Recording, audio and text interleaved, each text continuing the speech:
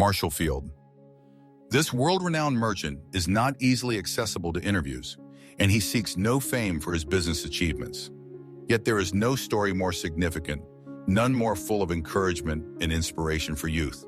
In relating it, as he told it, I have removed my own interrogations so far as possible from the interview. I was born in Conway, Massachusetts, he said, in 1835. My father's farm was among the rocks and hills of that section and not very fertile. All the people were poor in those days. My father was a man who had good judgment, and he made a success out of the farming business. My mother was of a more intellectual bent. Both my parents were anxious that their boys should amount to something in life, and their interest and care helped me. 20, I had but few books, scarcely any to speak of. There was not much time for literature. Such books as we had, I made use of. I had a leaning toward business and took up with it as early as possible. I was naturally of a saving disposition. I had to be. Those were saving times. A dollar looked very big to us boys in those days, and as we had difficult labor in earning it, we did not quickly spend it.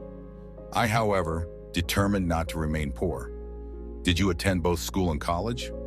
I attended the common and high schools at home, but not long. I had no college training. Indeed, I cannot say that I had much of any public school education. I left home when 17 years of age, and of course had not time to study closely. My first venture in trade was made as clerk in a country store at Pittsfield, Massachusetts, where everything was sold, including dry goods. There I remained for 4 years and picked up my first knowledge of business. I saved my earnings and attended strictly to business, and so made those 4 years valuable to me. 21. Before I went west, my employer offered me a quarter interest in his business if I would remain with him. Even after I had been here several years, he wrote, and offered me a third interest if I would go back. But I was already too well placed. I was always interested in the commercial side of life. To this, I bent my energies, and I always thought I would be a merchant. In Chicago, I entered as a clerk in the dry goods house of Cooley, Woodsworth and Company in South Water Street. There was no guarantee at that time that this place would ever become the Western metropolis. The town had plenty of ambition and pluck, but the possibilities of greatness were hardly visible. It is interesting to note in this connection how closely the story of Mr. Field's progress is connected with Chicago's marvelous growth. The city itself and its relations to the West was an opportunity. A parallel almost exact may be drawn between the individual career and the growth of the town. Chicago was organized in 1837, 2 years after Mr. Field was born, on the far-off farm in New England, and the place then had 22 a population of a little more than 4,000. In 1856, when Mr. Field, fully equipped for a successful mercantile career, became a resident of the future metropolis of the West, the population had grown to little more than 84,000. Mr. Field's prosperity advanced with the growth of the city. With Chicago, he was stricken but not crushed by the Great Fire of 1871. And with Chicago, he advanced again to higher achievement and far greater prosperity than before the calamity. What were your equipments for success when you started as a clerk here in Chicago in 1856? Health and ambition, and what I believe to be sound principles, answered Mr. Field. And here I found that in a growing town, no one had to wait for promotion. Good business qualities were promptly discovered, and men were pushed forward rapidly. After 4 years in 1860, I was made a partner, and in 1865, there was a partial reorganization. And the firm consisted after that of Mr. Leiter, Mr. Palmer, and myself, Field, Palmer, and Leiter. 2 years later, Mr. Palmer withdrew, and until 1881, the style of the firm was Field, Leiter and Company. Mr. Leiter, 23, retired in that year, and since then it has been as at present, Marshall Field and Company. What contributed most to the great growth of your business, I asked. To answer that question, said Mr. Field, would be to review the condition of the West from the time Chicago began until the fire in 1871. Everything was coming this way: immigration, railways, and water traffic, and Chicago was enjoying flush times. There were things to learn about the country, and the man who learned the quickest fared the best. For instance, the comparative newness of rural communities and settlements made a knowledge of local solvency impossible. The old state banking system prevailed, and speculation of every kind was rampant, a cash basis.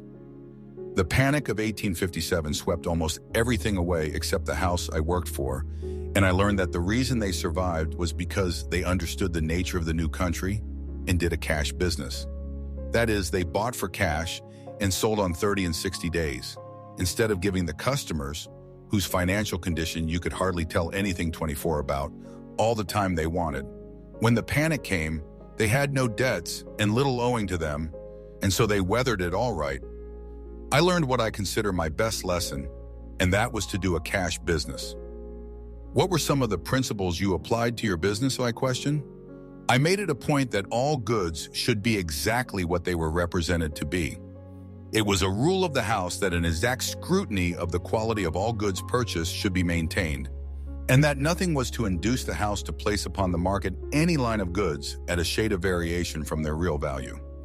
Every article sold must be regarded as warranted, and every purchaser must be enabled to feel secure. Did you suffer any losses or reverses during your career? No loss except by the fire of 1871. It swept away everything, about $3.5 million. We were, of course, protected by insurance, which would have been sufficient against any ordinary calamity of the kind. But the disaster was so sweeping that some of the 25 companies which had insured our property were blotted out, and a long time passed before our claims against others were settled. We managed, however, to start again. There were no buildings of brick or stone left standing, but there were some great shells of horse-car barns at State and 20th Streets which were not burned, and I hired those. We put up signs announcing that we would continue business uninterruptedly and then rush the work of fitting things up and getting in the stock. Did the panic of 1873 affect your business? Not at all. We did not have any debts. May I ask, Mr. Fields, what you consider to have been the turning point in your career, the point after which there was no more danger? Saving the first $5,000 I ever had, when I might just as well have spent the moderate salary I made. Possession of that sum, once I had it, gave me the ability to meet opportunities that I consider the turning point. What trait of character do you look upon 26 as having been the most essential in your career? Perseverance, said Mr. Field. But Mr. Selfridge, his most trusted lieutenant, in whose private office we were, insisted upon the addition of good judgment to this.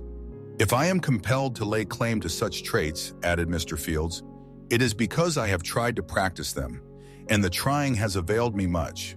I have tried to make all my acts and commercial moves the result of definite consideration and sound judgment. There were never any great ventures or risks. I practiced honest, slow-growing business methods and tried to back them with energy and good system. At this point, in answer to further questions, Mr. Field disclaimed having overworked in his business. Although after the fire of 71, he worked about 18 hours a day for several weeks. My fortune, however, has not been made in that manner. I believe in reasonable hours, but close attention during those hours. I never worked very many hours a day. People do not work as many hours now as they once did. 27. The day's labor has shortened in the last 20 years for everyone. Qualities that make for success. What, Mr. Field, I said, do you consider to be the first requisite for success in life, so far as the young beginner is concerned? The qualities of honesty, energy, frugality, integrity are more necessary than ever today, and there is no success without them. They are so often urged that they have become commonplace, but they are really more prized than ever, and any good fortune that comes by such methods is deserved and admirable. A college education and business. Do you believe a college education for the young man to be a necessity in the future? Not for business purposes. Better training will become more and more a necessity.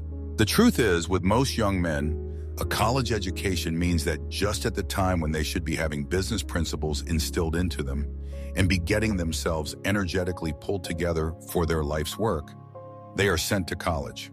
Then intervenes what many 28A young man looks back on as the jolliest time of his life. 4 years of college. Often, when he comes out of college, the young man is unfitted by this good time to buckle down to hard work, and the result is a failure to grasp opportunities that would have opened the way for a successful career.